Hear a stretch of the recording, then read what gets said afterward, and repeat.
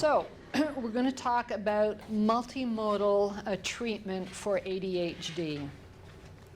The biggest message on treatment for ADHD is it should never, ever, ever be just medication, okay?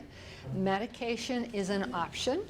It is one of the treatments of ADHD. Yes, it can be very beneficial, but we don't ever want to prescribe medication without putting other treatments in place. So treatment should always be multimodal, okay?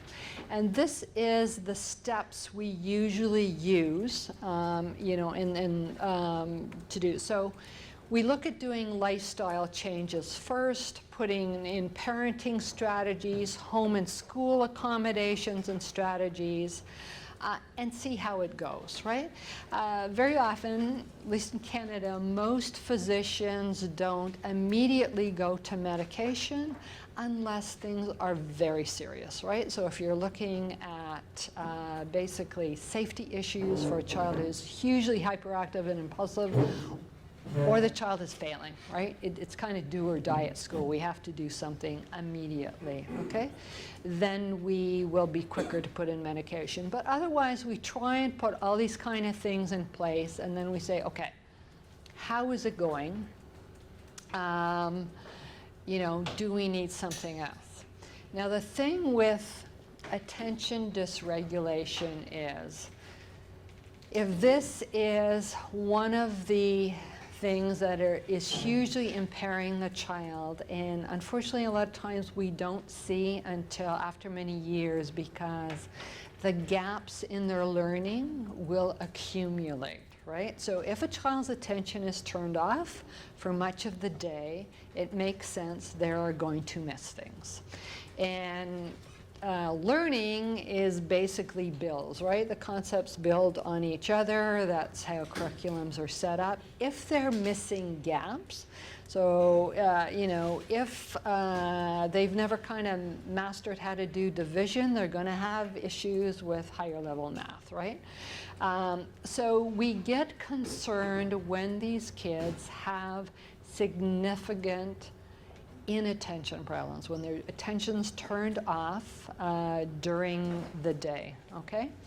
So this is, for most parents, when they consider medication treatment, because unfortunately we don't have a lot of strategies in our arsenal to have this kid's attention turned on. Yes, the teacher can walk by them if they see them daydreaming or distracted and put their hand on their shoulder. We don't want teachers yelling from the front of the room, Jack, you know. I read a book once on ADHD where the teacher was saying, Earth to Jack, Earth, and I thought, oh geez, you know, not a good way to single out this kid. But yes, we can direct them, but these kids can be looking right at you and their mind is off in Hawaii somewhere, right? We don't always pick up. And yes, we can cue them, and 2 minutes later, they will be daydreaming again, or, you know, watching something out the window, et cetera, et cetera. So usually parents consider medication when they see their child struggling at school.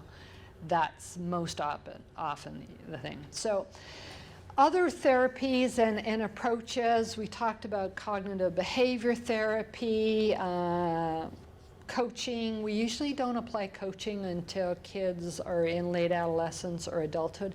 They have to have a certain amount of insight into their ADHD before they will buy into coaching.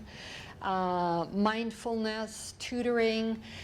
Some tutors or specialist therapists, I guess, who work with kids and families call it coaching.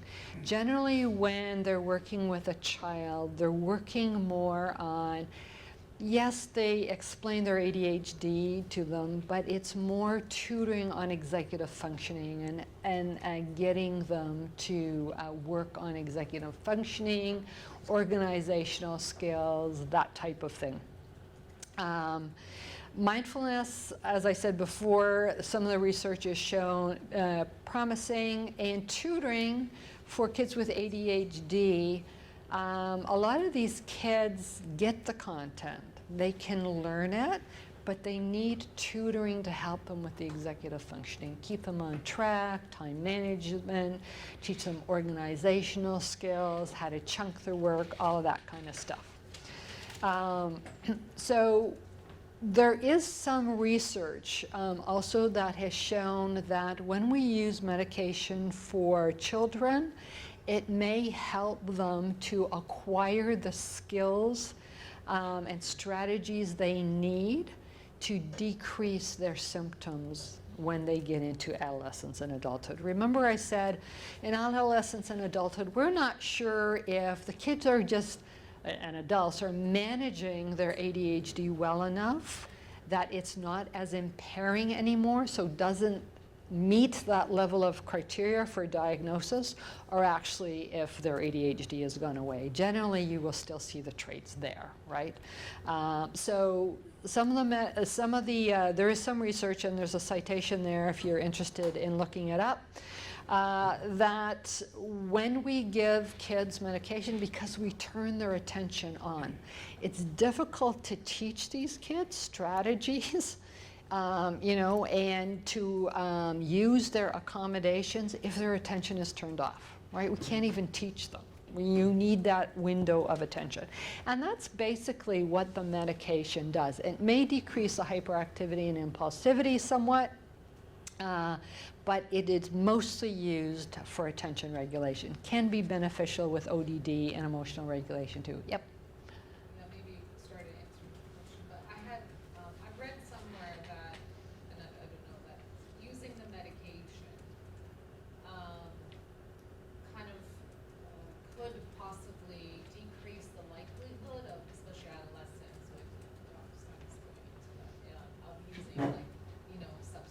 Yes. Okay.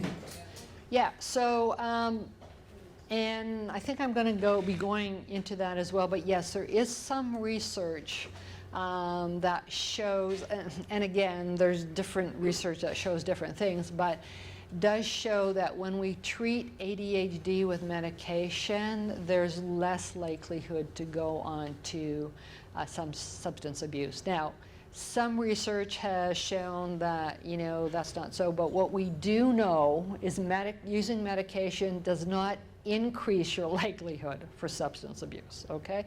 We know that it's called self-medicating.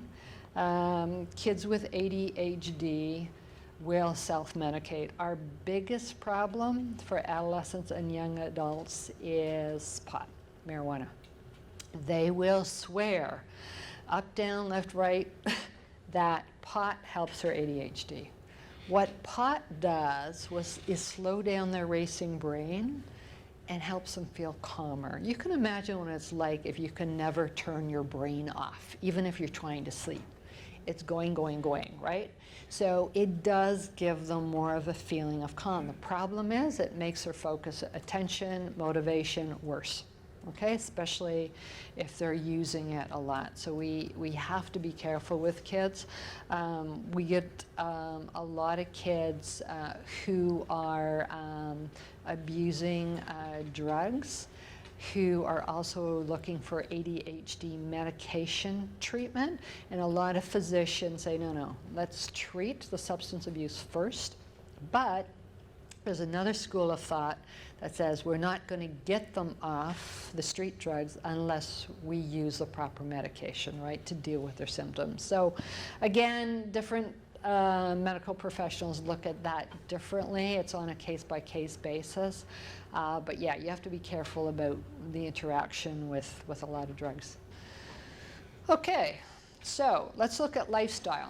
So things we know that help a good brain function are also good for ADHD. So healthy brain lifestyle will not eliminate your symptoms with ADHD. It's not going to make the ADHD go away, but it can help with the symptoms a little bit, not hugely. So research on this remember when I was talking about the epigenetics, he kind of put it in perspective, and he said, okay, if you do these kind of things, they may affect your symptoms at a 0.1 level. When we're looking at medication treatment, it's a 1.0 level, right? So, but all these things can be beneficial. So healthy diet rich in protein is good for the brain. So we want long-term stable energy for the brain. That's usually protein. So if you have these high sugar, high carb things, it's going to give you a lot of energy and then no energy, and a lot of energy. Not good for good brain functioning generally. I talked about physical aerobic activity increases heart rate, which pumps more blood to the brain, good for brain activity. There's research ongoing where they're putting kids on treadmills for like half an hour beginning of the school day and finding it beneficial. Yes? I keep reading that a good diet and good sleep is so important, and that seems very, very logical, but those are two things that we really, really struggle with. Yes. Our son is an extremely picky eater to the point that like he'll run away if he sees food that he doesn't accept. Yep. And also getting his sleep at night is Yeah. a constant struggle. So sleep, which is actually the next point, good segue. Yes, we know that, again, it's usually beneficial, but kids with ADHD inherently have sleep problems. They can't turn off their brain. There's a lot of research. Dr. Penny Corkum's done research. Dr. Sandra Coy in the Netherlands has done a lot of research on ADHD. The research actually by Dr. Coy now is looking at issues with circadian rhythms and people with ADHD. But we know they have great difficulty falling asleep. They can be more restless during the sleep, and for most kids with ADHD, it's really difficult to wake them up in the morning and get them going. And we know when they have a lack of sleep, we know lack of sleep impacts attention, right? They're not able to pay attention, I think. So again, yes, we talk about good sleep habits and, you know, having a routine before you go to bed, or, you know, drinking warm milk and having a turkey sandwich and various things, yes, help. Also, different medical professionals will advise melatonin for kids with ADHD. Sometimes, you know, that can be very beneficial for them. Diet and what you're describing may also be an issue with sensitivities, right? We know that some of these kids with ADHD can be very sensitive to labels in their clothes, their shoes being too tight.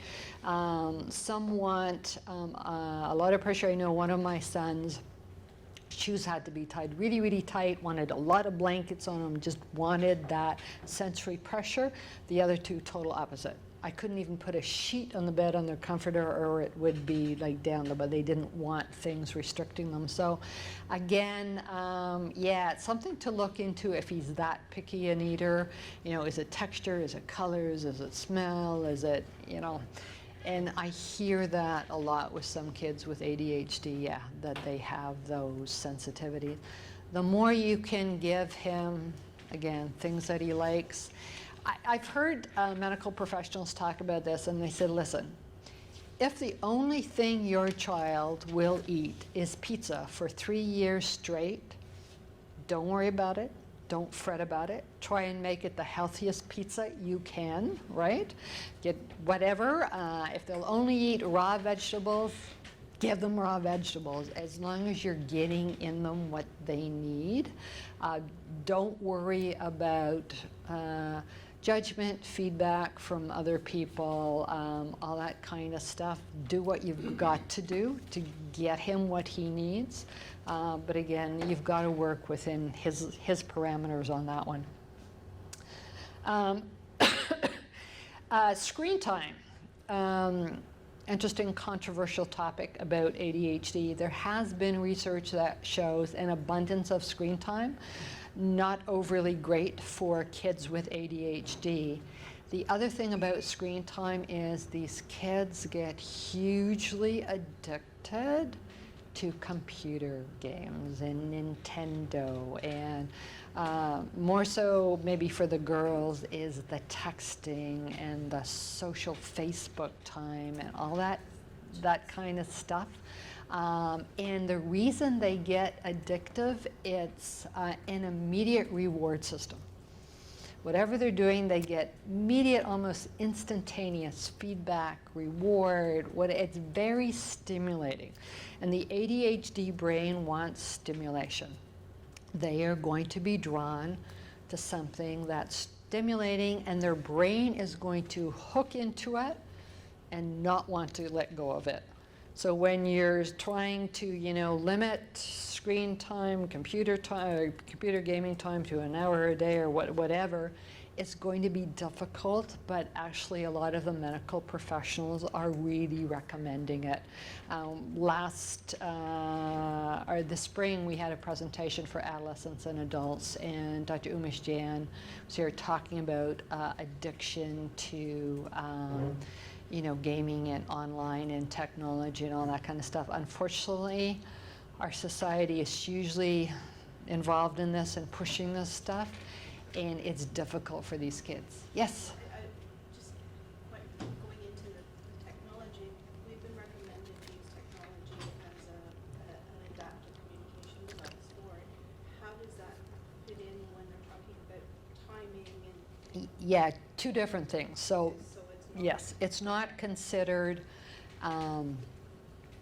difficult. So when we talk about screen time, we're talking about TV, computer games. For some kids, it's surfing the internet for hours on end. If there is a point to it, so they're on the internet for a homework assignment, or that's totally different, right? So we don't worry about that. And of course, it's that difficulty in getting the kids to understand the difference and the balance. A lot of times parents will use the computer time as a reward, or it's setting up those schedules to say, you come home, you can have a snack, half-hour break, we're not getting on the TV or whatever. You do your homework. Once work is done, then, okay, you can have a reward of this much TV time or that much. And Dr. Jan talks about this a lot, work then, right, reward or the fun stuff or whatever. Yes? So is there any good stimulants? Because that's one thing, you're taking it away now. Is there something to replace? Because they're just sort of like... Physical exercise Is is that great. physical? Any type of thing. And we know sports for kids with ADHD, sometimes group sports can be an issue because of all of that stuff, but things like karate and swimming and all of those kind of things, and it's not that... What about in home setting? Sorry? In your home setting, like what are people doing for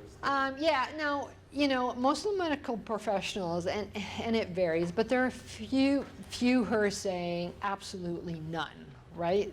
They don't say that, but they said, don't let your kid get on computer gaming for 6 hours every night, right? Which a lot of kids do, and 15 hours every day of the weekend, and then you're looking at addiction, right? And getting them off of it is huge.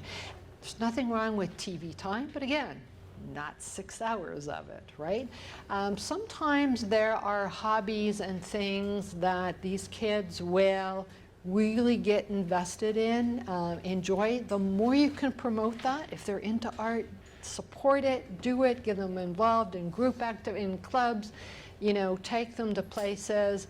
If they're into art, get them art supplies, get them, right? So whatever you can do to basically increase their involvement in that kind of stuff, the better. And the one thing is difficult for parenting is the more you do it with them, the more if physical exercise is good for them, go to the gym with them, take a walk with them, take them swimming, to family fair, whatever it is, they want to spend time with you, probably the biggest reward you can give them. So do it doing healthy activities. if you're going to watch TV or a movie with them, discuss it afterwards. Discuss what was the point of the movie, how did it make you feel. So there's ways to have that stimulation, but do it sensibly and in a good way. Sorry, you had a question? I was just wondering whether Lego or piano were stimulants, because that's what my son likes to do. Sorry, wait? I was just wondering if doing Lego or playing piano or stimulants would maybe considered stimulants. Lego is phenomenal for the. My kids probably spent 5-6 hours sometimes playing Lego, like on a Saturday afternoon. I've got 3 grandkids now. They all love Lego. Thank goodness I kept buckets and buckets of Lego for my kids. It's a really good skill for them. Yes, they can get absorbed in that and not want to break away from it, but that is actually not an immediate stimulation type thing. They have to put in time and effort and be patient. It's very good for visual, spatial, all that kind of stuff. Music, very, very good for kids with ADHD. So, you know, all of those, even if it's just listening to music, right? It's, again, not that immediate, fast stimulation feedback you get with some of this other stuff. Okay, yep, last one. Both computer games and like YouTube, they're actually explicitly designed to keep kids. Yes. They've actually got like all this. It's like marketing. They put stuff in there, and like the YouTube Yes. on my phone, the default setting is it will start the next video Yes. when the first one's finished. So it's hard for a lot. That's right. Computer, you're right. A good point. Computer games are designed to be addictive, right? I mean, most of the research of this is coming out of Korea. They put kids in boot camp to try to get them. I mean, people have died in Korea.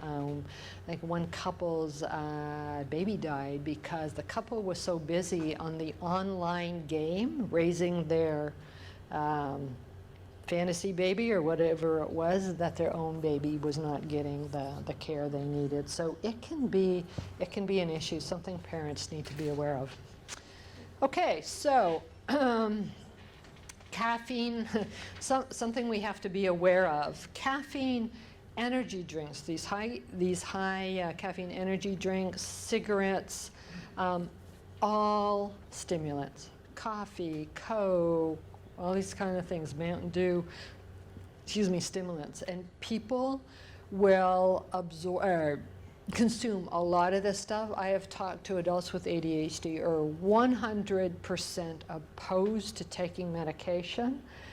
And I say, okay, let me get this right. You drink 10 Cokes a day, you go through a pack of cigarettes a day, but you don't want to take stimulant medication, right? And I said, do you understand you're self-medicating yourself, but with something that has additional harmful effects, right? So be aware of that for your kids. Alcohol and marijuana, a lot of people with ADHD, if they are untreated, will self-medicate with alcohol as well. We have a lot of problems with alcoholism in ADHD, so something to be aware of, especially if you've got adolescents. So let's look at some general strategies and accommodations that are good for ADHD. When we talk about multimodal treatment, the very, very first thing we want to put into place is exactly what is happening here today. It's called psychoeducation. It's educating parents about ADHD. What it is, what it isn't, how their kids are impaired, why their kids are doing what they're doing, not doing what we want them to do. We know that if we educate the parents, they will have a realistic view of what medication treatment can do, but also what other treatments, multimodal treatments, should be put in place. And we know our long-term chance of having those strategies and multimodal treatments in place long-term are much, much better. Difficulty is it's very difficult to access psychoeducation for ADHD. Physicians don't have the time to do it.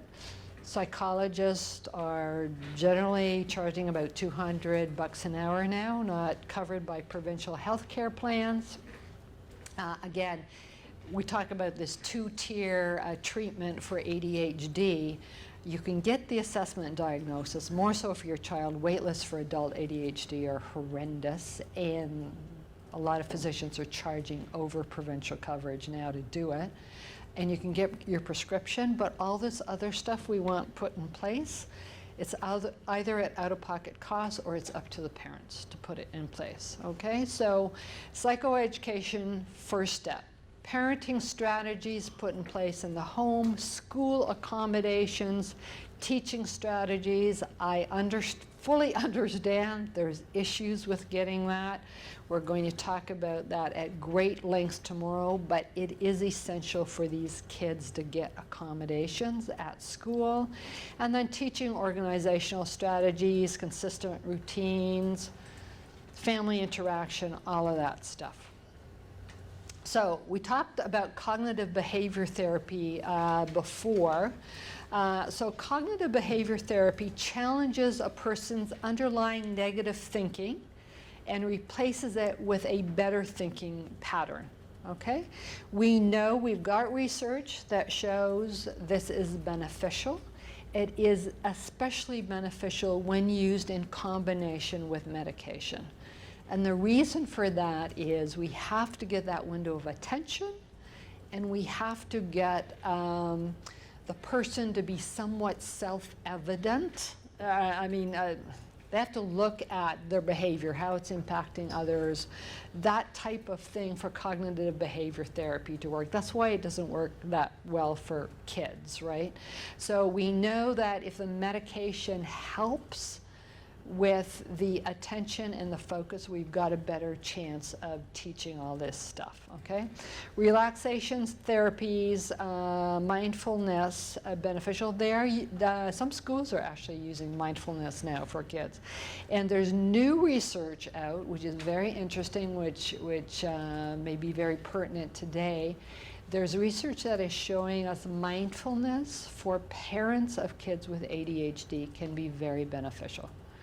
So it brings the parent back into the here and now and interacting with their child and being very cognizant of what's going on. Family and relationship therapy can be beneficial, but the key to this is the therapist has to also be an expert in ADHD. You do not want to go to counseling and therapy with somebody who doesn't understand ADHD, because then they're going to be asking things of the person with ADHD they're not capable of doing. Marriage therapy for a couple when one of the partners has ADHD and the marriage therapist does not understand ADHD can be very detrimental, okay? You have to know, the therapist that you're dealing with. And if you're dealing with anger management, especially with adolescents and adults, there is anger management counseling that can be beneficial as well. Tutoring, again, tutoring should be with somebody who understands ADHD, understands executive functioning impairment, and is prepared to work on executive functioning skills, teaching organizational strategies to the child, okay?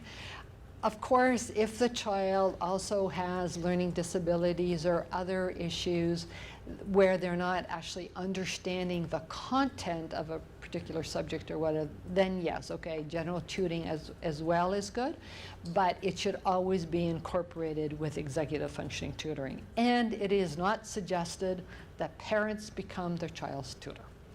Even if they're probably, can do it, it really erodes the parent-child relationship. You've got enough stuff to deal with rather than that. And you know what? Most kids, when they get older, believe that their parents know nothing, or whatever their parent knows is the parent's just stupid. And they are much more likely to listen to another adult, okay? So it just, that's just adolescence and, kids growing up. That's totally normal for all kids. So just don't set yourself up for that. If, again, tutoring out-of-pocket costs, if you can find another parent of a child with ADHD, and you have some experience in math, they have switch your kids up, right? Again, it's a different adult. It's somebody they will feel more accountable to than their own parent. So, medication, big topic, and also a very big dilemma. Out of everything else we deal with ADHD, maybe other than the actual diagnosis, medication is the most controversial. It causes the biggest issues in families. There's the most disagreement on it. You will find sometimes the parents disagree on the diagnosis, and no way, my kid doesn't have ADHD, especially if he's just like me when I was a kid. There's a lot of denial going on there. But when we get over that hurdle, medication is a real dilemma. It's the most common thing that leads to discord between parents and in a family generally. It can also cause a huge power struggle between parents, but also between the parent and the child. And the more the parents disagree about it, the more you're setting up the child not to take their medication, okay? Because these kids kids generally are, very bright. They know how to pit one parent against the other, right? So, if they don't want to take their medication, they know they've got someone to back them up on it. One parent can very easily sabotage medication treatment. And this discord is very often why medication is stopped very quickly. That and unrealistic expectations, because the first sign of even a very mild side effect, the one parent who doesn't agree will say, that's it, take them off, I told you, that kind of stuff. When, we have side effects with all medications, but we're going to talk about that more. So educating the parents on medical research. These meds have been around for decades. And the medication we have now, yes, there are different release mechanisms, but most of that is basically the same stimulant medication that's been around since the 1940s and 1950s. It is just in their in time release formulas and all that kind of stuff, so they don't have to be taken 3 times a day. But they're same medication. These meds are probably have been researched than most medications out there. And it makes sense because we give them to children. And because there's stigma around it, there's fear around it, which is totally understandable. Okay? So these are some things to consider when you're looking at even the option of medication. Decisions about medication are always individual. So not all children need medication, not all adults need medication. It depends on the severity, the presentation of the symptoms. It depends, have you put all those other things in place? Is a child still struggling at school? All these things need to be looked at, and it has to be a decision between the medical professional and the parent, okay? Sorry? Oh, sorry.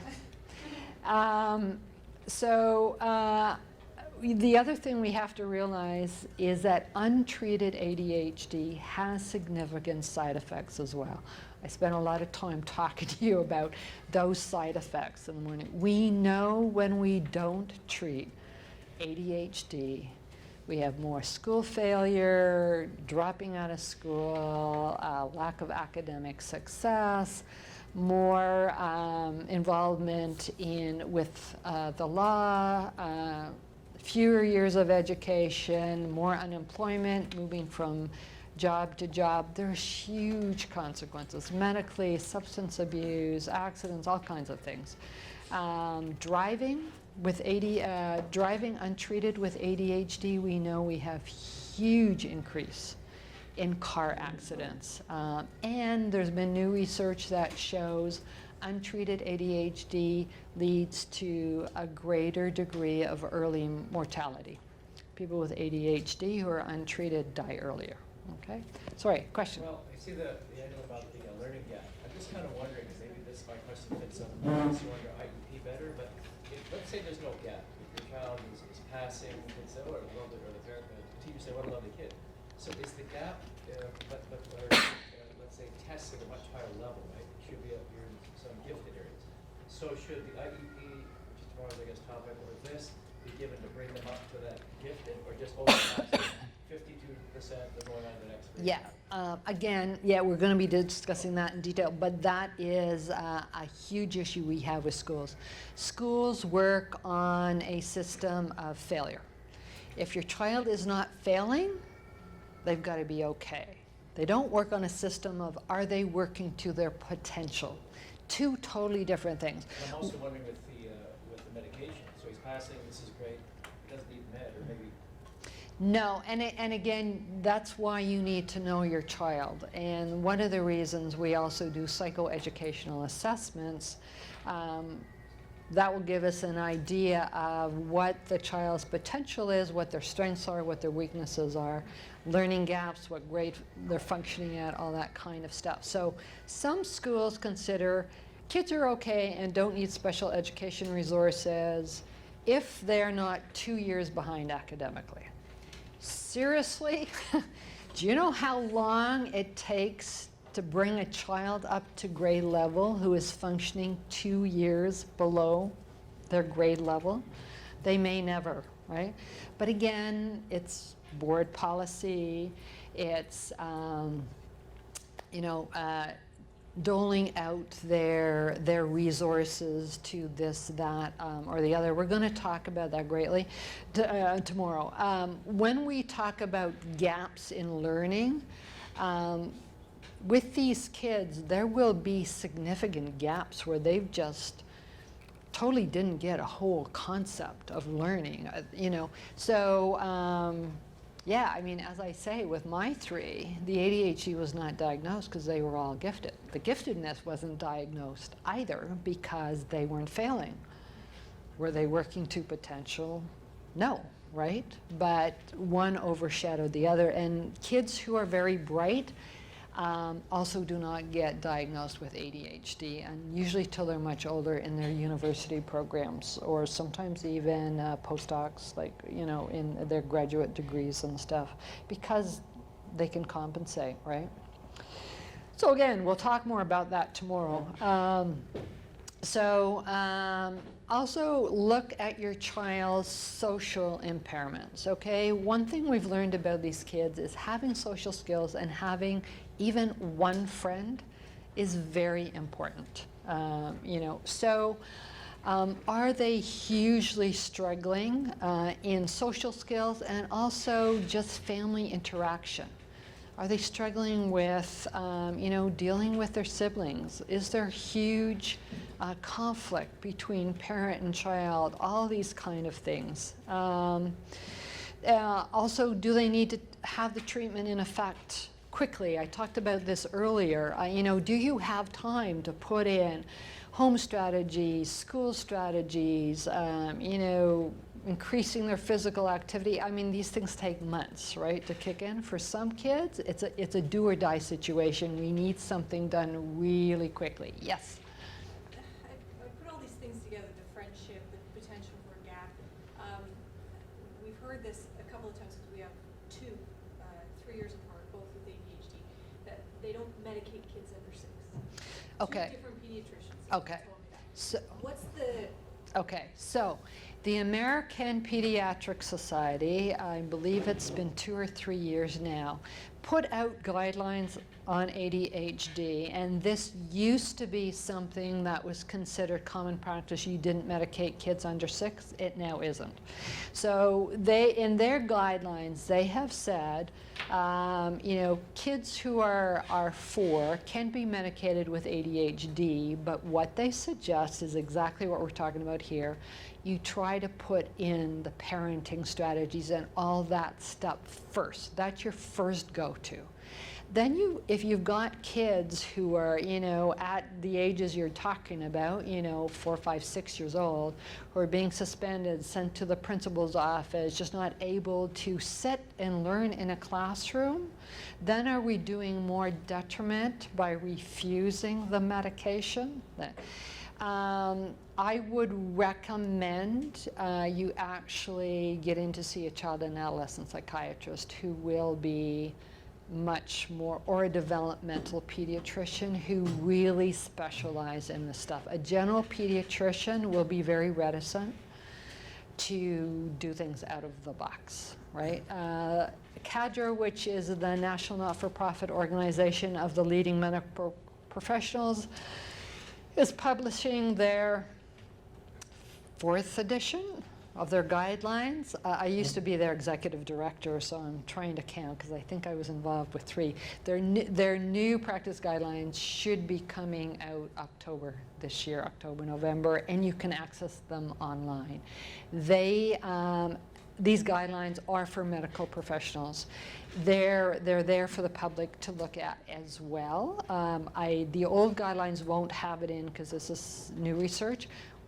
I keep checking, and then when you find the section written on there, yeah, take it to your medical professional, because really, are you doing more harm to him by refusing to medicate him? And why is 6, right?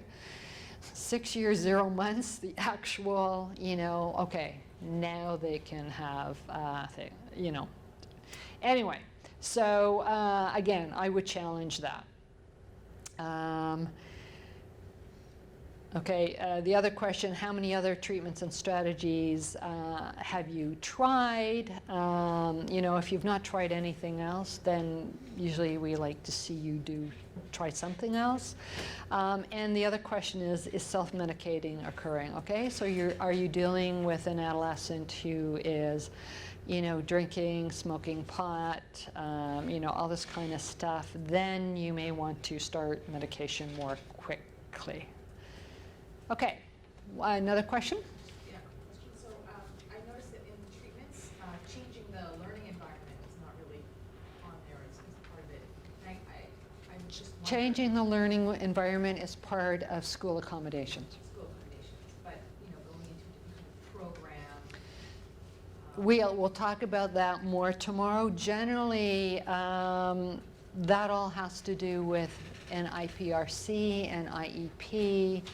Again, we'll talk about that tomorrow, but if your child is not designated an exceptional student, which is difficult for kids with ADHD to get in Ontario, we'll talk more, different provinces vary, but it's difficult for them to be deemed that. For them to get into a specialized class without that designation is difficult. The one class they seem to be able to put them in is a behavioral class. So if you have a child with ADHD who is presenting very behaviorally, disrupting the class, teacher can't handle the behavior, they're much more likely to designate them under the behavior category and put them in a behavior category because the school is finding it disruptive, right? What do you think of that? If you can help it, I would never suggest you have your child placed under the behavior category. But my one caveat to that is, if your child is significantly struggling behaviorally, and it is the only way you can get them into a small class environment, look into it. Look at go and visit that class. Talk to the teacher. You'll get a pretty quick understanding if that teacher gets ADHD. Most of these teachers who are in those classrooms have far greater knowledge of ADHD and these issues with behavior than other teachers, right? I have known kids who have been in behavior classes and for a few years. Now, usually the plan is they're in these classes for a year to 3 years, and then they're put back into the mainstream. That is usually the plan, you know, with these kids. So again, there's no black and white to this. If you have a choice, I would never have a child designated as an exceptional child in a behavior category, because what happens is the teacher and the entire school then focuses in on behavior and bad behavior, rather than this is a medical impairment. And we'll talk about why those categories are why they are, what the ministry says about them, what school boards. This whole issue is hugely political, okay? Been dealing with it for 20 years. It's not going away. If anything, it's getting worse, so. Okay, so there's handouts. There's some handouts for you on medication. There's a quick guide, and there's also medication charts. So quick guide looks like this. It's two-sided. And then there's also detailed medical charts on first-line medication and second-line medication. These are more for a reference, but it also gives you the little diagram of what a synapse looks like and all that kind of stuff. So keep these for your resources. The charts answer a lot of questions about the different medications. You know, how long do they last? Can they be broken open and sprinkled on applesauce, which, you know, these kind of things, issues for young kids, right, who can't swallow pills. So it's set up more sort of as a Q&A. And then we've got this chart was actually produced by Dr. Anik Vincent and Laval University, and it's a great resource. Doctors use it, Cadre laminates these, but doctors use it as a teaching tool to explain medication to parents. So let's look at brain functioning to try to figure out why medication might be beneficial and how it works. Okay, so brain cells are made of neurons, and you can actually see it on your little diagram there. So, okay, so they're made of neurons. Unfortunately, I think this one doesn't have the diagram.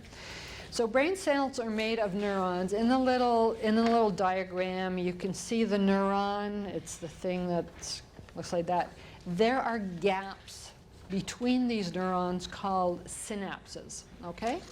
So the way our brain works is these neurons pass information from one to the other across these gaps with chemical messengers, or what we call neurotransmitters. So you've probably heard of dopamine. Dopamine is a neurotransmitter, okay?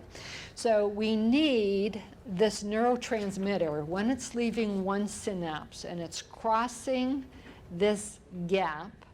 We need it to also be able to bind with the receptor site of the other neuron. So if one neuron sends it off, and it doesn't stay there long enough to be able to bind with the next neuron, then we're not going to get that message there.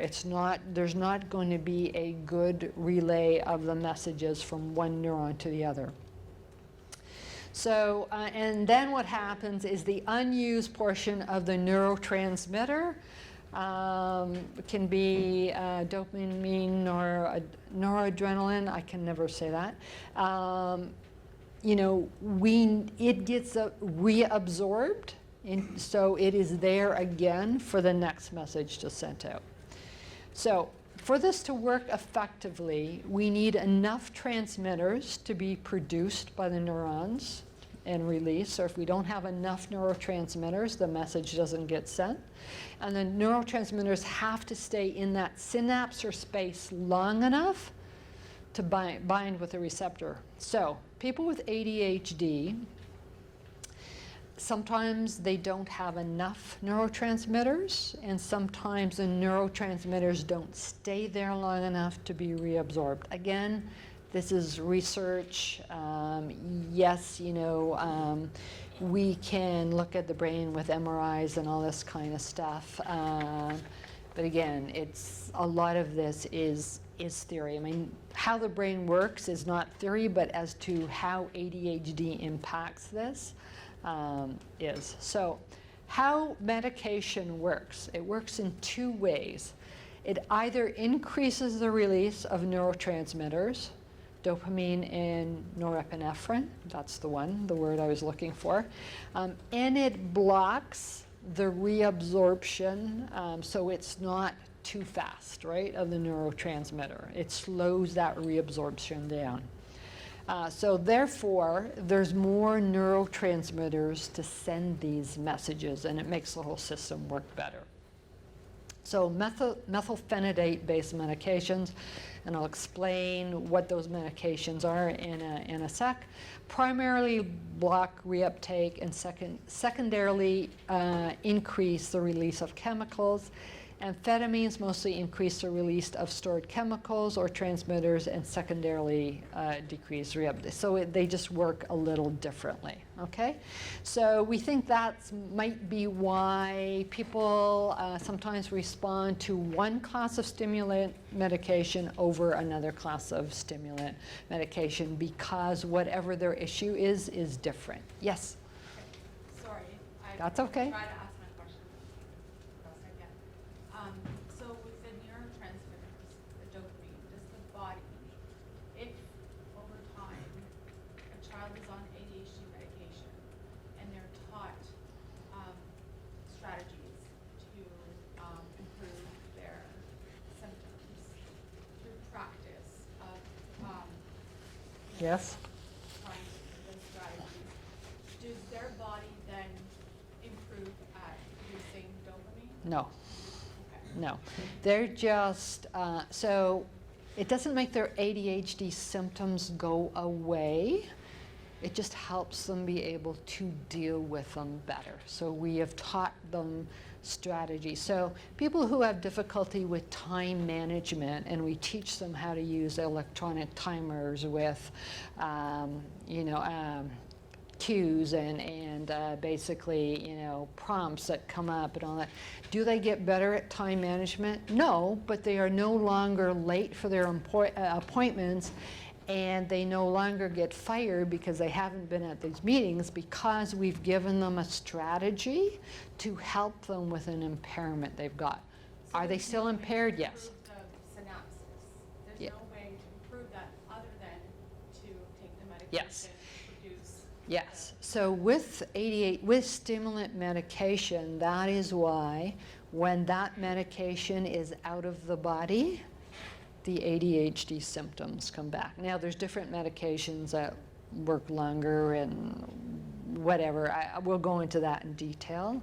But no, the medication is not, it does not cure ADHD.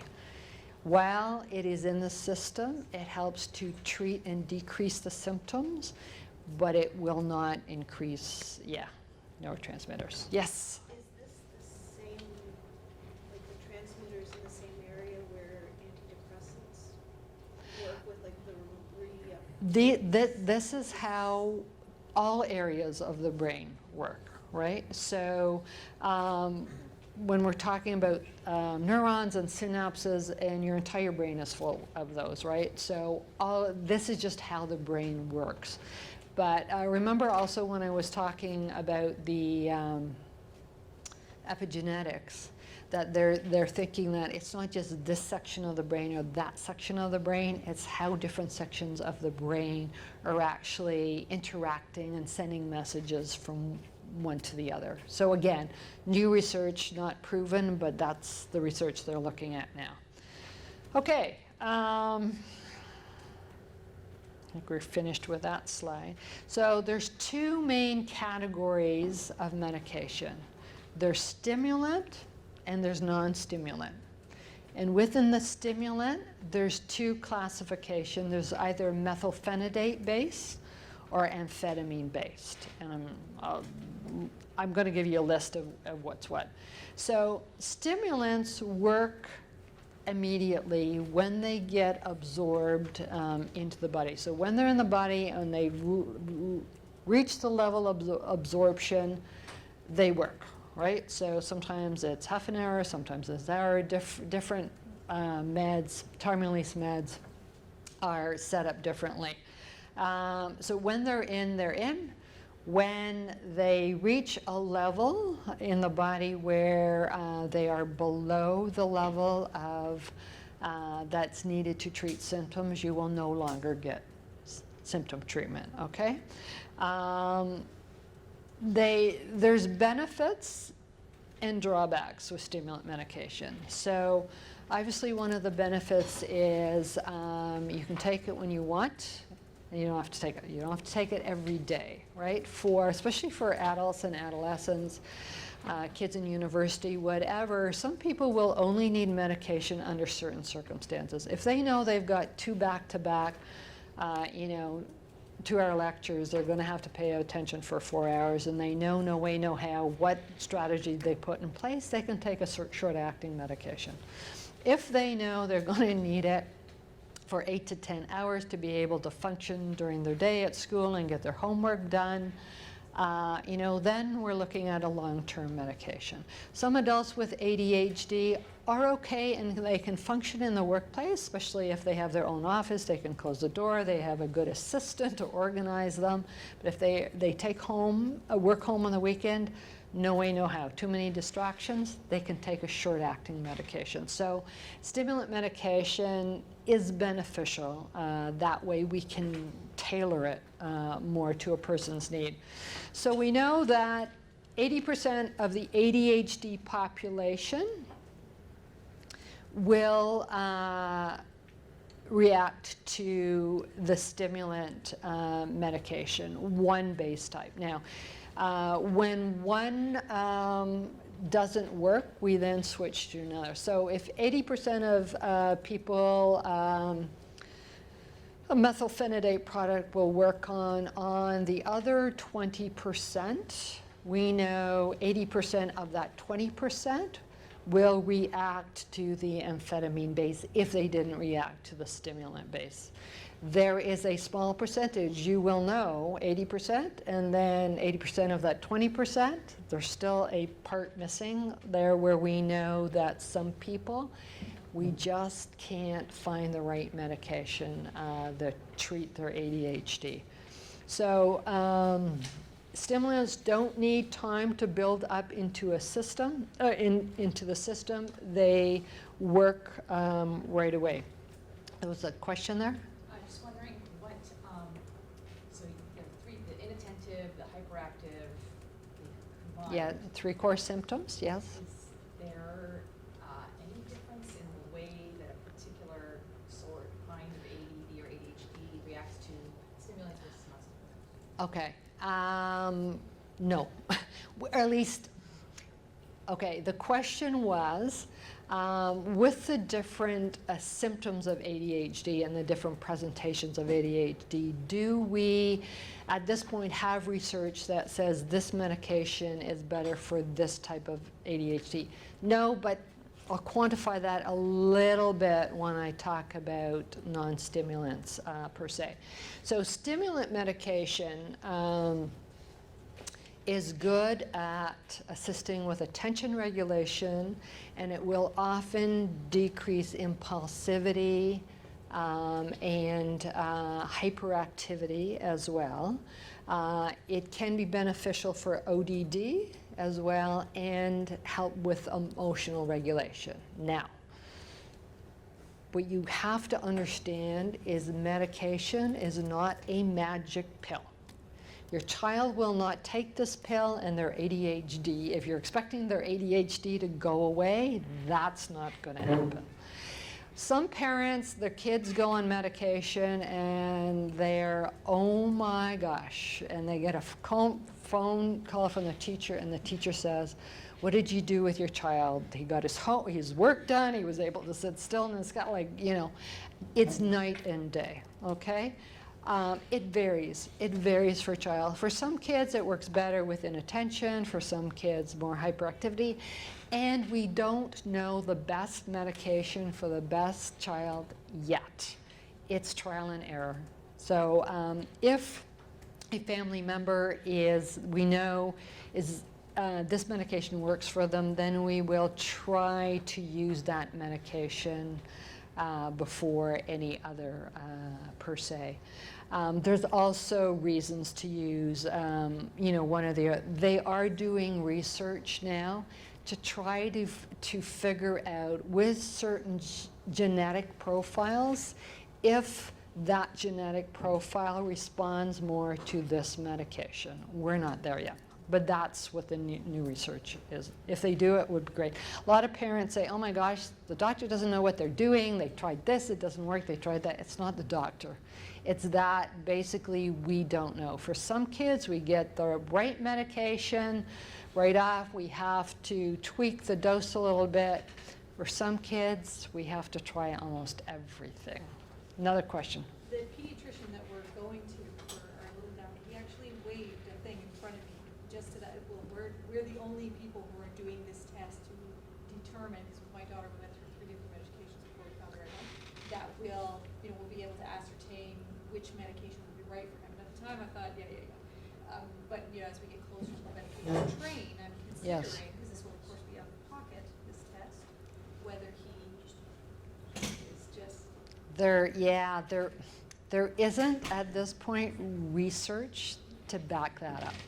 They are researching it, but it is, it's not confirmed yet. So you may want to think about it. And I would ask the question as to, is this just going to give me a genetic profile?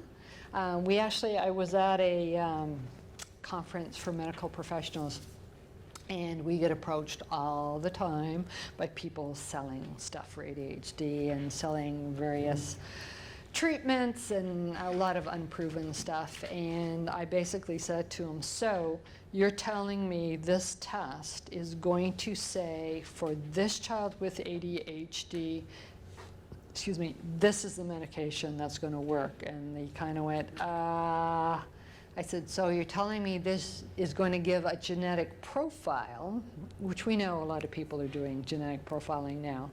And then the genetic profile, the physician will look at it and say, well, I think we'd just, you know.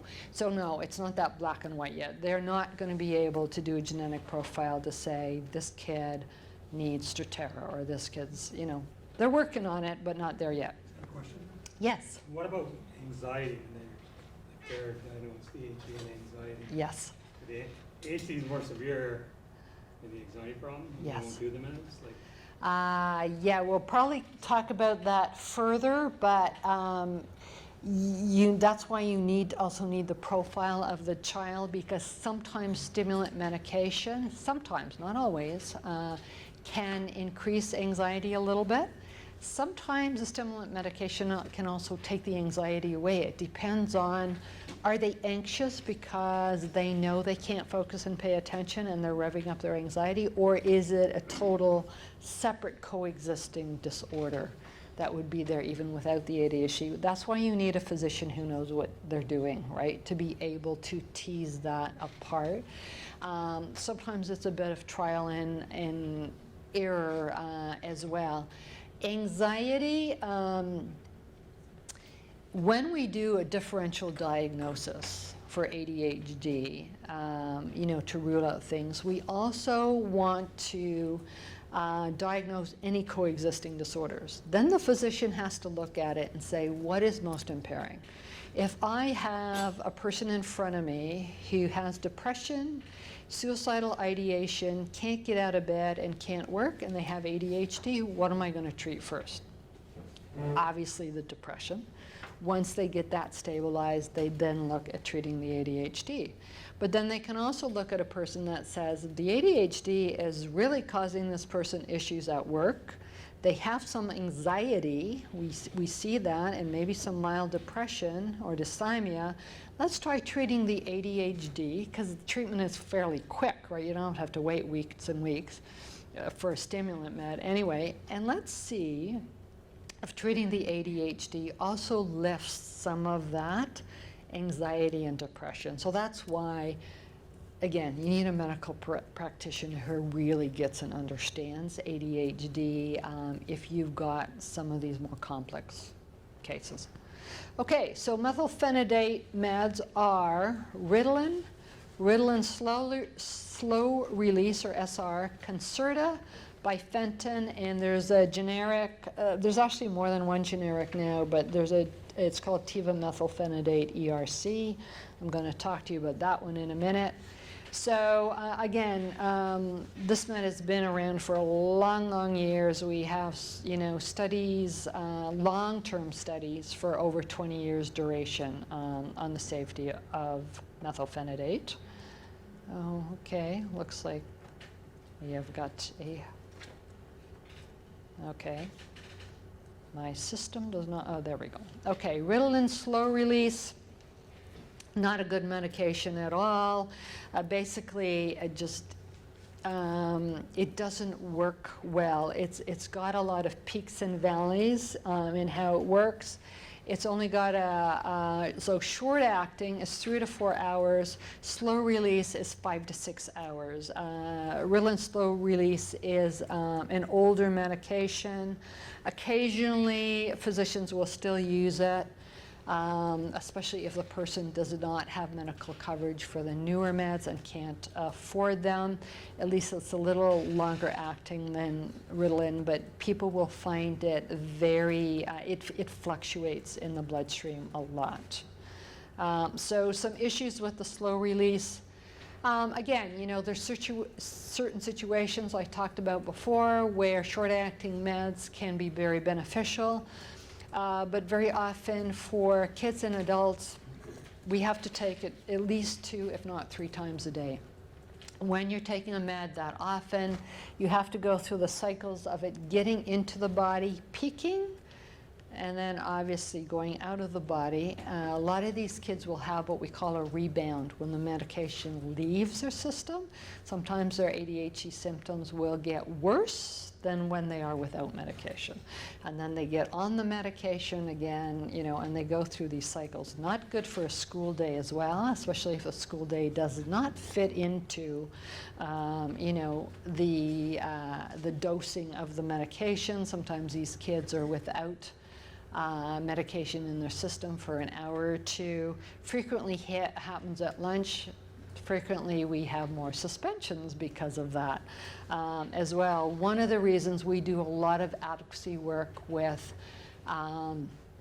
provincial health care plans to try to get them to put the long-acting medications on their what's called formulary, or that people who are on public health care plans have access to these newer long-term medications.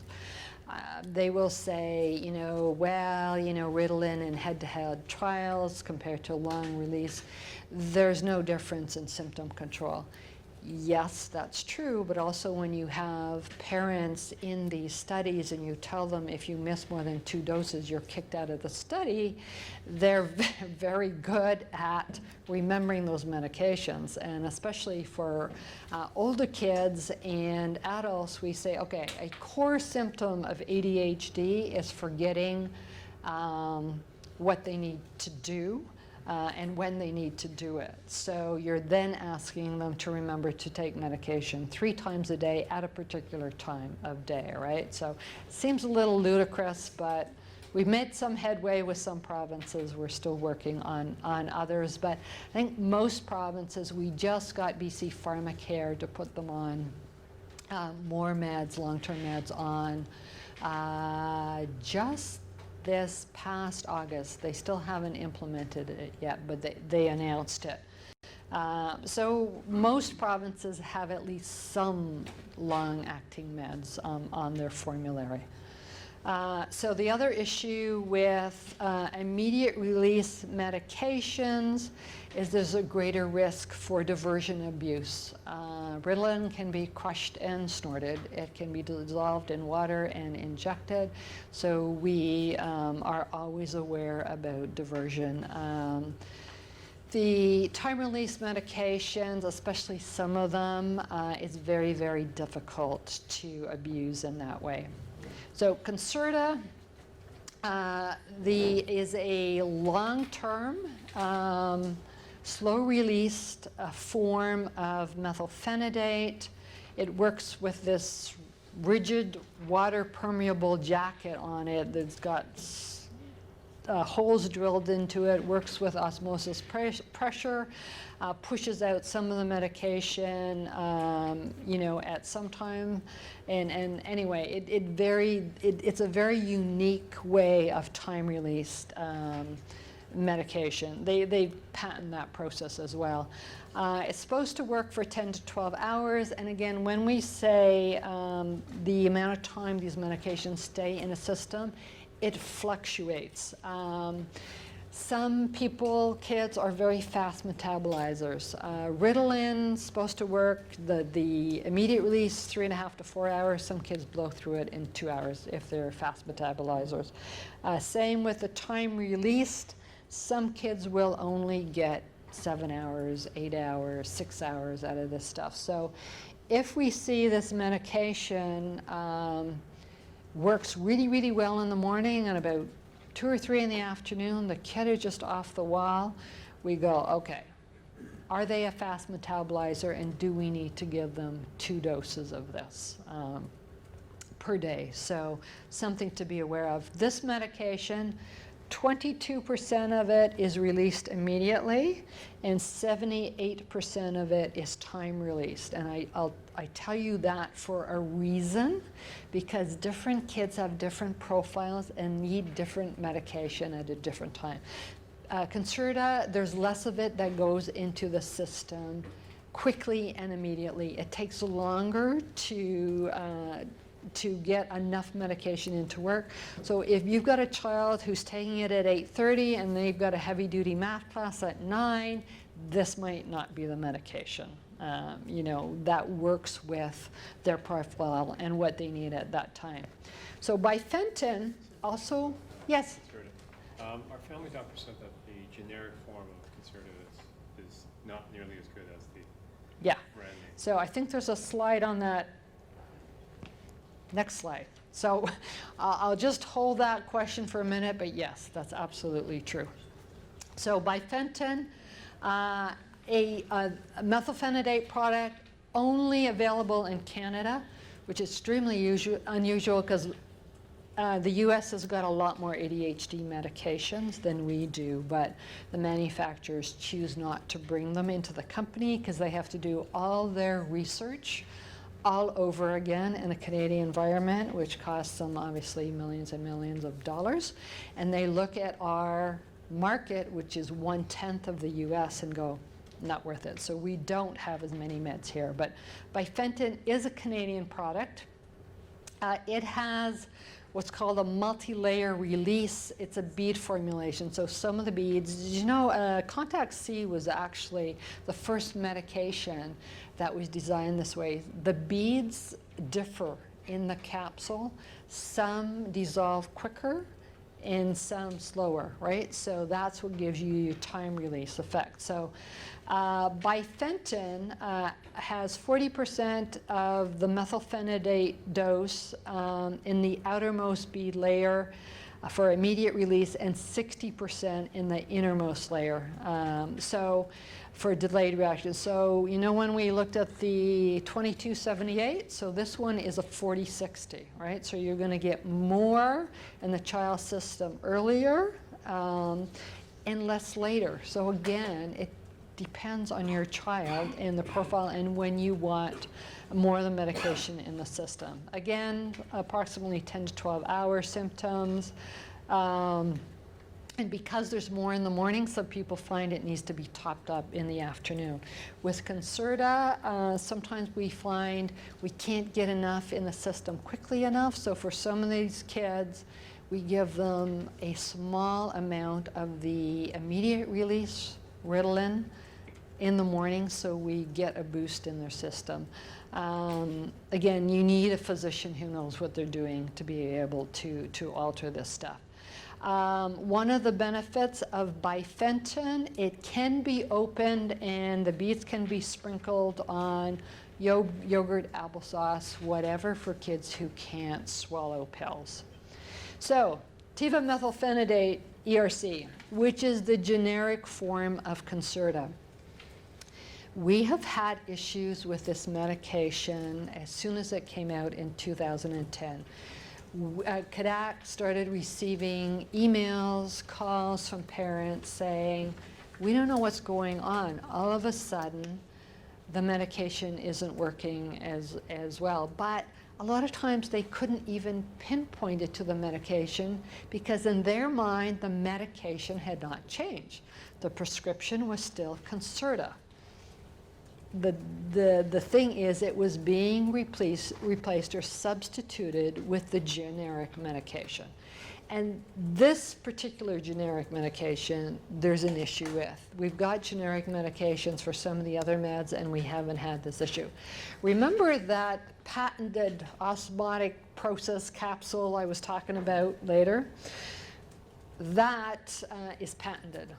So this generic cannot use that same process. And as to how it works, nobody knows because generic medication companies do not have to share that information. So really quick lesson on how Health Canada approves something as a generic medication. It's called bioequivalency. So they take generally 20 adults, don't have to have ADHD at all. They give them doses of the brand name and doses of the generic, and then they do blood tests and they do a graph. And if at any time in this graph the medication dose is between 80% and 125% of what it is in the brand, it's deemed bioequivalent, okay?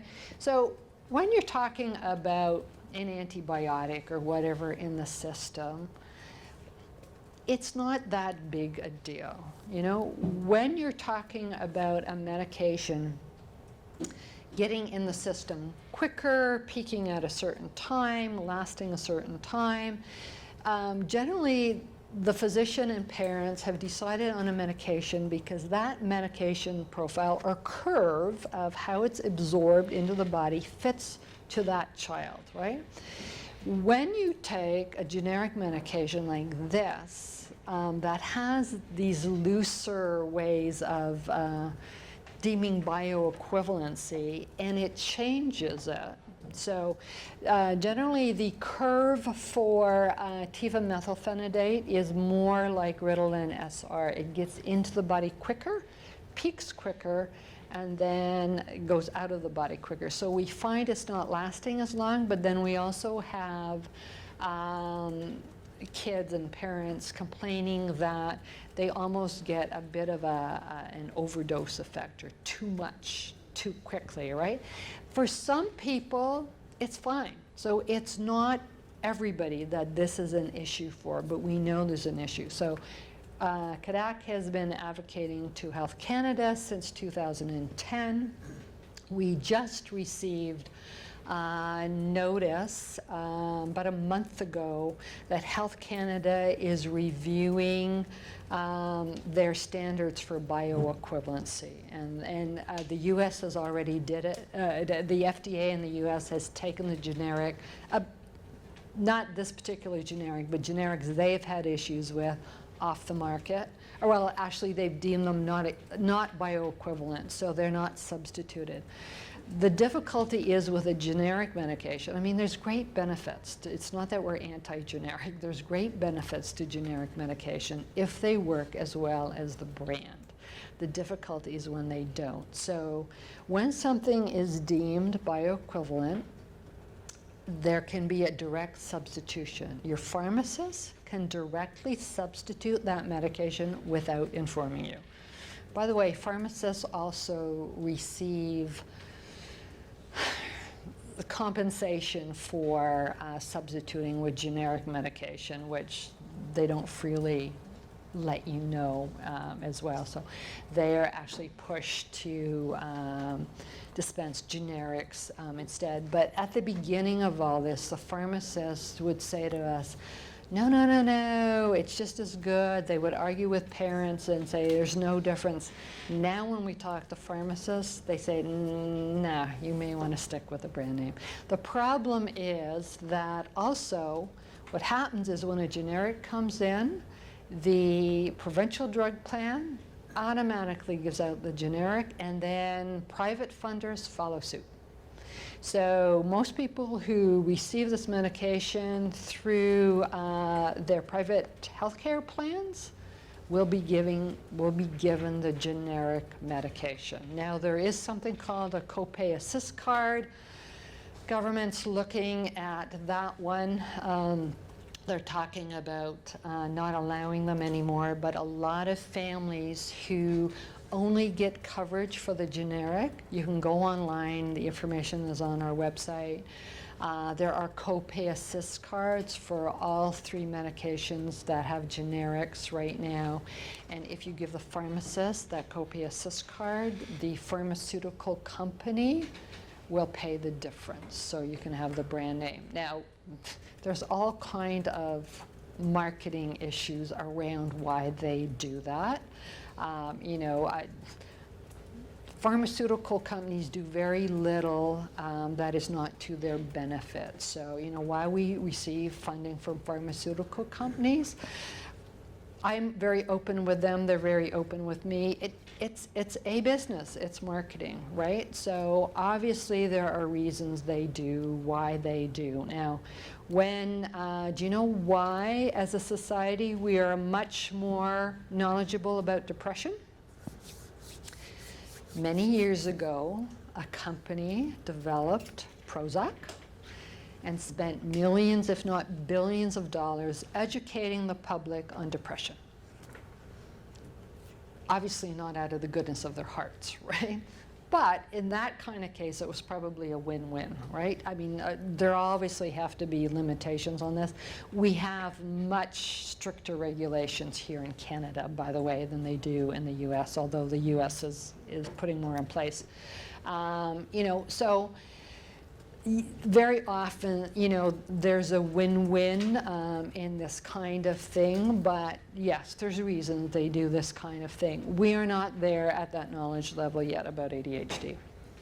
There's still so much misinformation and stigma out there about ADHD, and unfortunately, it's very difficult for pharmaceutical companies to spend money promoting that because there is a real stigma and bias about medicating kids with ADHD, which I'm sure you all know, because you probably had comments with family members or friends or whatever about drugging your child, right? So again, this negative feedback from people who really don't get it and understand this kind of stuff. So beware, if your child is being prescribed Concerta, look at the bottle.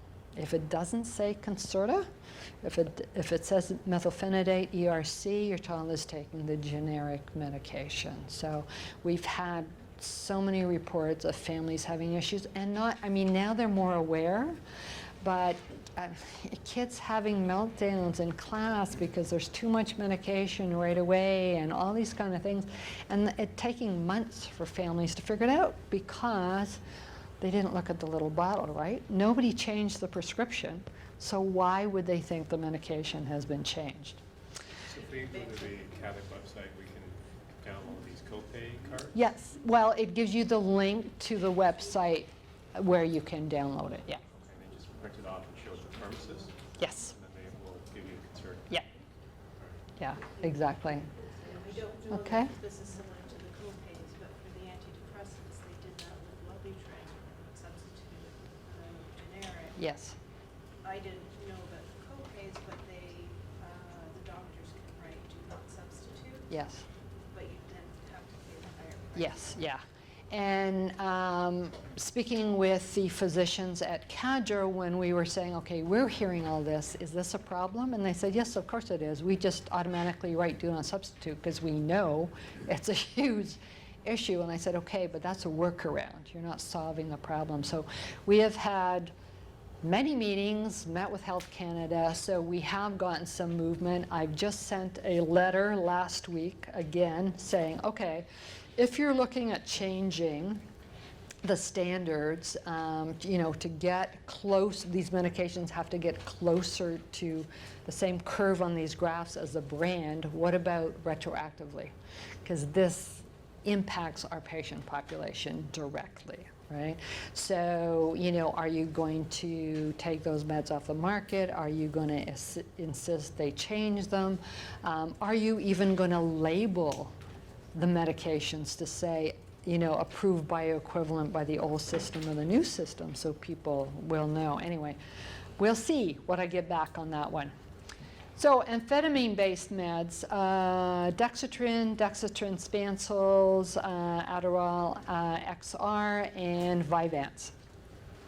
So again, they mostly work through blockage of the reuptake of dopamine, but somewhat also increasing more dopamine and noradrenaline. So dextroamphetamine has been available for more than 50 years. Okay, one of the first meds that was tried for the, and interestingly enough, it was not tried for kids with ADHD. At the very first, it was actually something, it was to treat something else in kids, and they just noticed all of a sudden these kids were less restless, they were paying more attention, and they went, aha. So anyway, again, it's been around for many, many years. Dexatrin, 3 to 5 hours. Dexatrin spansels. Dexatrin spansels are a little more stable than the Ritalin SR, so it's a medication that's been used more. Again, we're looking at 6 to 8 hours for that one. Same issues with the immediate release as the other meds. Adderall XR is mixed amphetamine salt, 75% dextroamphetamine and 25%, I think it's immediate amphetamine. So they have a beaded double pulse formulation. You don't need to know all this kind of stuff, but this medication is a 50-50. So 50, the uncoated immediate release tablets work, and then 50% are enteric coated or controlled release capsules. Okay, approved for all ages, 10 to 12 hours again. Vyvanse is a newer medication. It's called a prodrug, which means it's the active drug has to bind to an amino acid, lysine, to render it therapeutically effective, and this happens in the gastrointestinal tract, okay? The reason why this is a good thing is it makes the medication more stable, right, than having it absorbed through the stomach. Also, much, if not impossible, to abuse this medication, right? Because it only works when it binds with an amino acid in the gastrointestinal tract. You can't crush a snort. Now, Concerta you cannot crush. It's extremely difficult to crush. So these are both medications, Vyvanse and Concerta. I also think Bifenton, but more so Vyvanse, that they use in the jail systems because there's a huge issue with abusing these medications. They fear it. So with Vyvanse, you can also dissolve it in something and take it, dissolve it in yogurt or all that kind of stuff for issues with swallowing, and also if you want to make darn sure the person is taking it, because it's very difficult to tongue or cheek something like this, like you can do with a pill, right? the symptom control seems to be more stable over time. Since the active ingredient is activated after oral injection, again, less potential of abuse, and it's not affected by the pH in the gastric, in the stomach. So,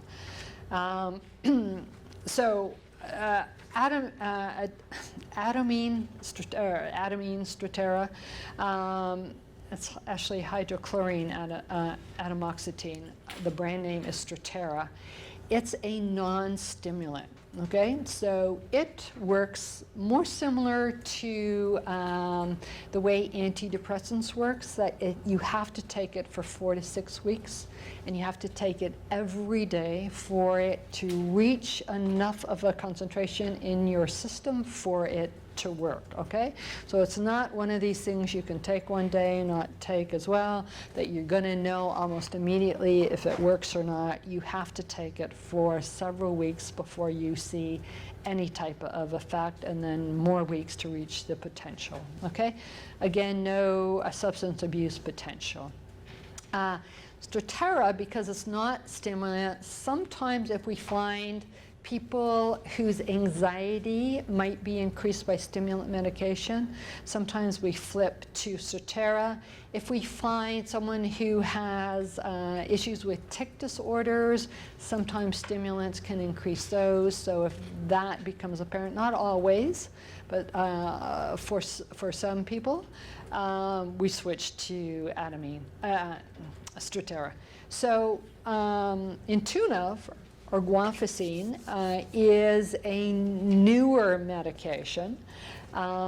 It's called an alpha-2A adrenergic receptor antagonist. Okay, huge word, but basically it's not a stimulant, different than Strattera. It's been approved for kids between 6 and 12 in 2 ways, either as an adjunct or an add-on medication or a standalone medication. So for some kids that we find who have significant side effects with stimulant medication, remember that 20% of the last 80 I talked about, where they either can't tolerate medication or the medication isn't effective, this can be an alternative. Also, for some kids that we find stimulant medication can improve their attention and their hyperactivity and impulsivity, but we find they still have huge issues with emotional regulation, and they're having difficulty at school and all that kind of stuff. Intuitive can be given with the stimulant medication. So it can be either given alone for kids who can't tolerate. Now, it does not have the same effect size on attention and hyperactivity as stimulant medication, but it has been approved to have some effect on attention and that stuff as well.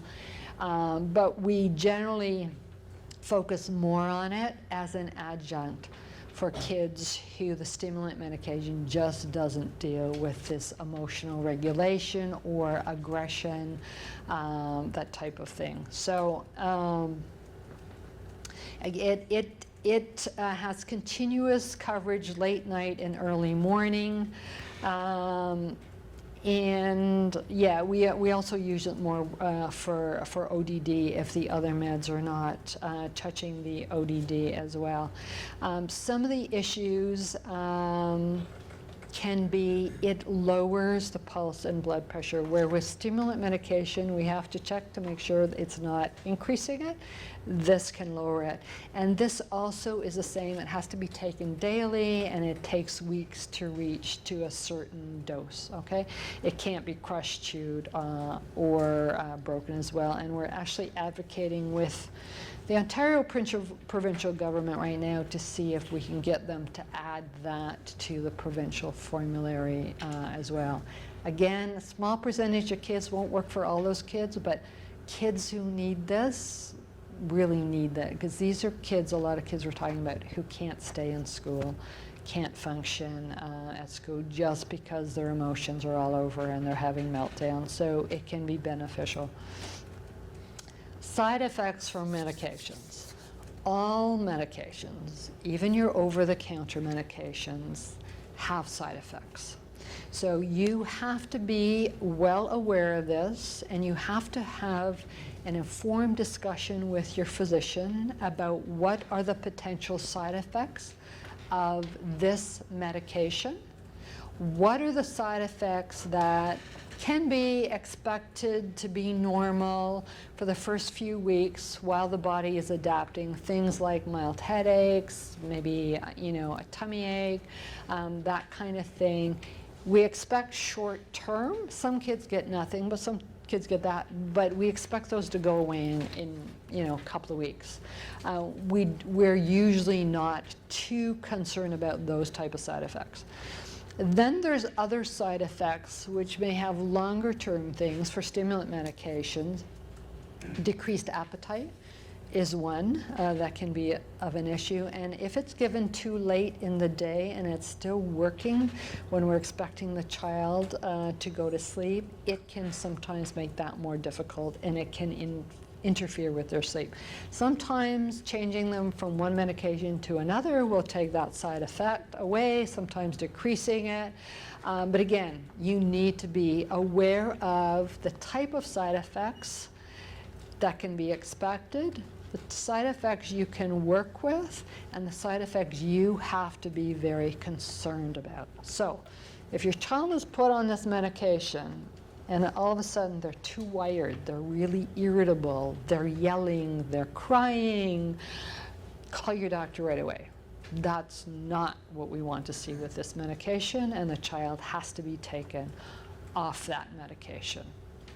There are some very, very rare but serious side effects or potential side effects with ADHD medication, things like agitation, psychosis, suicidal ideation, you have to be aware of.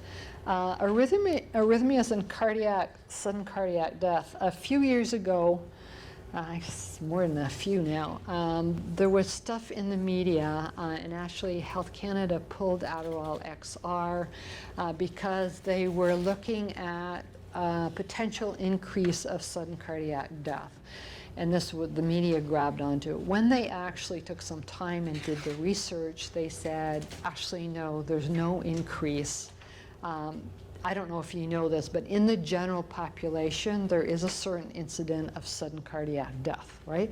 So you'll hear about it with a lot of times athletes who will just keel over in the middle of a race. It's because they have some type of cardiac anomaly. So this is why physicians, when they're doing their assessment, they will ask you if there's any history, medical history of sudden cardiac death in your family, issues with heart issues, whatever, and they, if they want to, if they think there's an issue, they may send your child for an EKG, but again, we don't routinely do these with kids, but that's why they have to take a detailed history in this kind of stuff. So we now know with the research that that's not of a concern anymore unless there's this history, okay? So things to consider when you're choosing the medication, and we touched on some of these. So the length of time you want symptom control, do you want it early in the day? Do you want it late in the day? Do you need immediate symptom control? What's the symptom profile of the coexisting or comorbid disorders? So some meds work better or worse when you're looking at anxiety, depression, emotional regulation. So again, this family history, the physician should be looking at medical problems, a history, all that kind of stuff. Cost sometimes is an issue. Some of these newer medications are not cheap, and some people do not have private health care plans, so the physician will sometimes ask you that before they prescribe a medication. And we really don't know at this point which medication will work for a specific child. physicians will make an educated guess, but it's an educated guess, right? Rule of thumb when physicians are prescribing medication is always start low and go slow. So they start at the lowest dose and they increase it very slowly.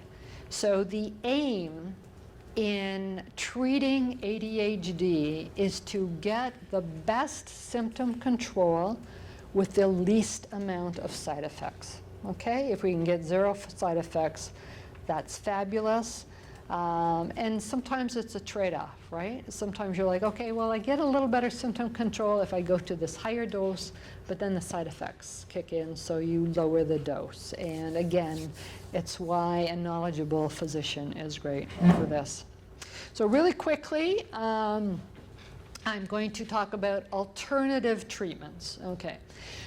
We're inundated with people actually trying to sell alternative treatments to us, or you know, we get a lot of questions on this as well. So bottom line on alternatives treatments is, to date, other than medication and things that we talked about, like lifestyle, the different therapies, there's no scientific evidence that indicates alternative treatments help with ADHD. Nothing definitely treats ADHD. Now, if you're looking at what we call natural products, generally what you're dealing with is a product that has a stimulant component. What I would say is be careful you're not giving that with a stimulant medication, because you're loading the kid up with a double dose of something. Now, generally those products don't have the same level, right? And they are not as regulated as much, but some parents feel more comfortable using that. You just have to be aware and look at what is in it, how it is working, that type of thing, and realize very often they're stimulants as well. There is a slight amount of evidence that there might be a little benefit for omega-3s, primarily more for the inattentive ADHD and reading disorders. When I say little, I say little, and the research is there's not a whole lot of it that backs us up. Parents ask about it, and I say, listen, giving omega-3 to a child is probably a good healthy thing anyway. I would definitely talk to your family physician about it. It's inexpensive. If you're expecting huge changes in their ADHD, you're probably not going to get that. But again, it's a choice of something you may want to try. Today, neurofeedback and brain training things, including CogMed, have not shown any long-term benefits. Dr. Rosemary Tannick was very involved in research on CogMed because we were hoping of all the brain training things, there's play gym and all these kind of things, CogMed seemed to have the best chance because it increased in difficulty as you went up. So it's like going to the gym and lifting weights. If you never increase the weight of those weights, your muscles won't build. So it was the same theory with CogMed. They did research on college and university students, very, very closely followed, monitored. These kids had to log into CogMed, you know, I think it was 6 days a week for a certain amount of time. They could tell when they got on, when they didn't. They could track their progress, the whole thing, but also somebody followed them once a week to have a discussion with them to say, okay, how did it go? How did you find it? You know, we've noticed you're doing not quite an amount of time, get it up, all that kind of stuff. So what they found out of all this was, and by the way, these brain training things are supposed to work on working memory, not ADHD, but again, we know it's impaired, so we were hoping there'd be some benefit. So we found that not only did their working memory not get better in outside life, working memory did not get better within CogMed. And You know, we think that these kids are probably just impaired with their working memory to a degree that it's not going to make it better. But the other thing it showed was what they were getting better at was doing CogMed, which basically didn't give us anything. But because that's why, you know, so for the early research, they thought, oh, okay, you know, it might be benefiting. But it, again, it doesn't translate for these kids. So we don't have any research to back up things like neurofeedback, which can be hugely expensive, has any long-term effect for ADHD. And we know to date, anyway, the brain training things that are out there and different computer games and all that stuff that are being promoted do not help ADHD long-term.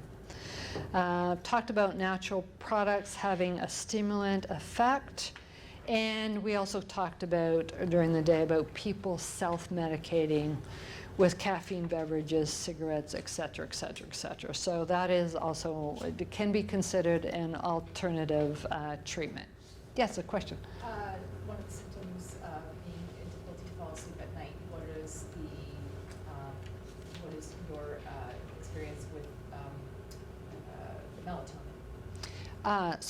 So actually we just said a little bit earlier. So yes, melatonin is something that experts in ADHD, medical professionals, will recommend for kids if they've got real issues with falling asleep, and research has found it to be beneficial.